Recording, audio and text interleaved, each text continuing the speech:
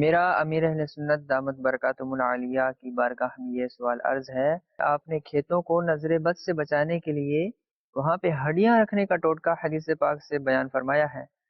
اس متعلق یہ ارشاد فرما دیجئے کہ یہ ہڈیاں کون سی ہوں اور وہاں کس انداز میں رکھی جائیں؟ ماشاءاللہ، یہاں ہڈیاں وہ مراد ہیں کہ جو پرندوں کو کھیت سے اڑانے اور نظر سے بچنے کے لیے لٹکائی جاتی ہیں۔ اس کو جمع جم کہتے ہیں، جانوروں کی کھوپڑیاں۔ ایک صحابیہ رضی اللہ عنہا نے نبی کریم صلی اللہ علیہ وسلم کی بارگاہ میں حاضر ہو کر عرض کی کہ ہم کسان لوگ ہیں، فارمر، اور ہمیں اپنے کھیتوں پر نظر بد کا ڈر رہتا ہے۔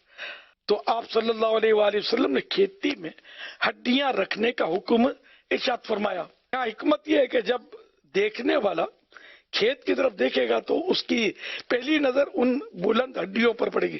نہیں، یہ ہڈیاں جو ہے نا وہ بلند ابھار کر رکھنی ہے، جیسے کہ کسی بانس پہ لگا دی یا کسی کوئی درخت ہے تو اس میں نمایاں کر کے لٹکا دی، کہ جیسے آدمی دیکھے گا تو اس کو جیسے اونٹ کی کھوپڑی نظر آئے گی تو وہ تعجب سے اس کو دیکھنا شروع کرے گا، ہڈیوں کو، یار یہ کیا؟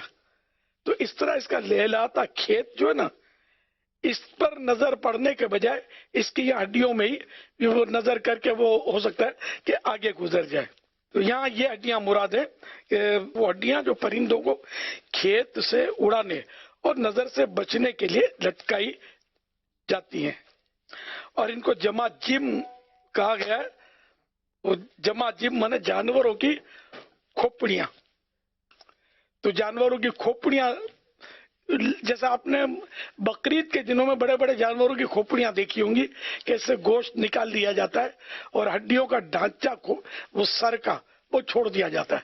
تو یہ اس طرح کی ہڈیاں جو ہے یہ مطلب کھیتوں میں لگا لی جائیں تو انشاءاللہ اس سے نظر بد سے حفاظت ہوگی۔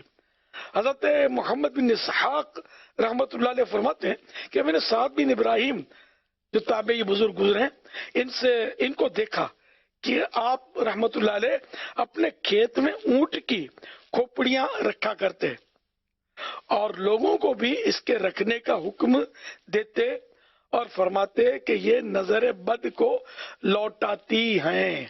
نظر بد نظر اس پر پڑتی ہے، سمجھو پلٹ جاتی ہے۔ صلو علی الحبیب۔